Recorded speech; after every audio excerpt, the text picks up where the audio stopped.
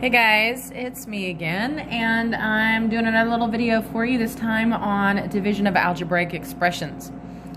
So remember that if we were multiplying two like bases together, then we simply add their exponents. 9 plus 2 ends up giving us that 11. Well, what's the inverse operation of addition? Correct, subtraction.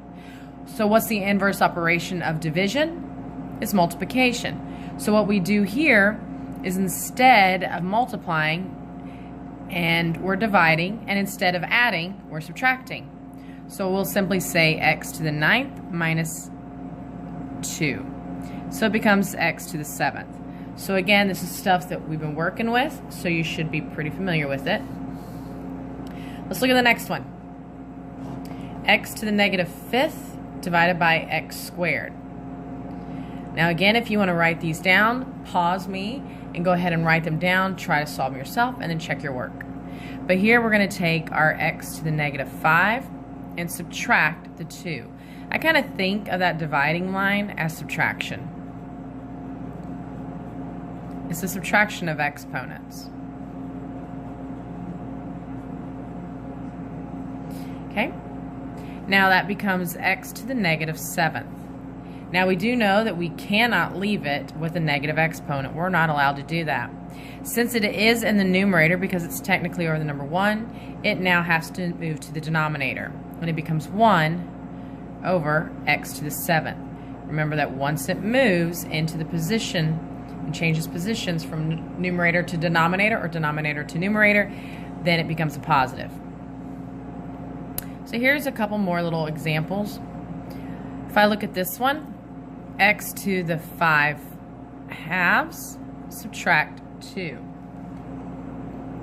And if I go ahead and I subtract this, and you guys can use your calculator if you like, again, it's just 5 divided by 2 minus 2 directly in your calculator. You can't put the x.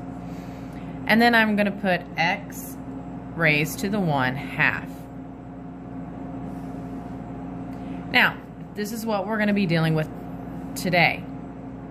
Just to go ahead and let you know, we will end up converting this into a radical form, and that's a future class. That's going to end up being a square root of x. We'll get to this in a couple of days, but right now this is where we're working from. So we're going to go to a couple more examples.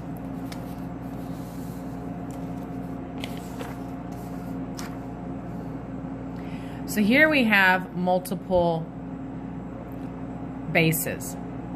We have k's and j's. Still same thing, you want to combine your like terms together, just like we did with multiplying. So you can write k to the 6th divided by k, and again, it's not raised to the 0, it's raised to the 1st. And then it's multiplying basically by the j squared divided by j to the 5th. Because again, these are combined by multiplication in between with one long division line. So at this point, I'm now going to simplify. I'm going to say k to the 6 minus 1 times j to the 2 minus 5. K to the 5th times j to the negative 3rd. I'm going to draw my division line. Now again, I look at this as, is it going to stay or move? K to the 5th, positive exponent, it doesn't move positions. It stays where it's at. J to the negative 3rd, it's a negative, so it has to move positions. It's in the numerator, it has to move to the denominator. Now, once you get the hang of this, you can look at this original part right here and simply go straight to this answer. I say 6 minus 1 gives me the 5. I see that the larger value is on the bottom, and so I just think 5 minus 2 is a 3, and because it's in the denominator, it remains in the denominator because it was a positive answer. Once you get the hang, you can do them very quickly.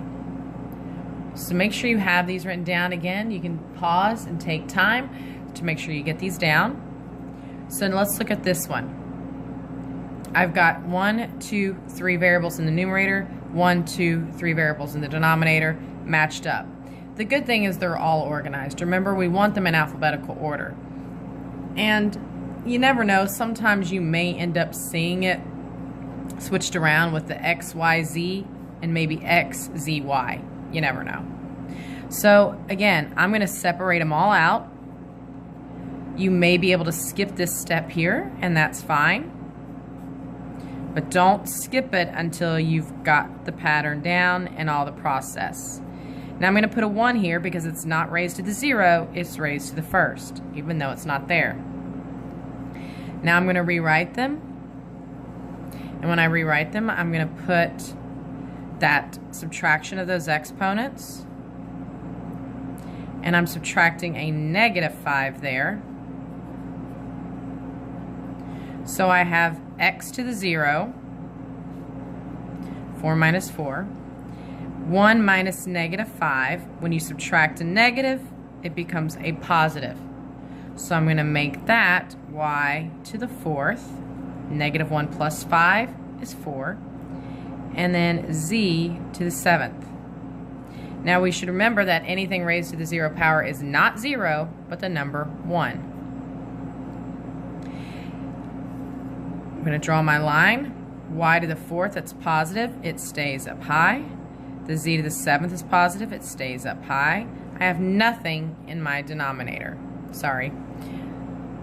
Now, once that's all done, I'm going to get rid of this 1 because I need to practice not having a 1 there and simplify it, because I need to realize the number 1 is here and it's not a 0. This is my final answer.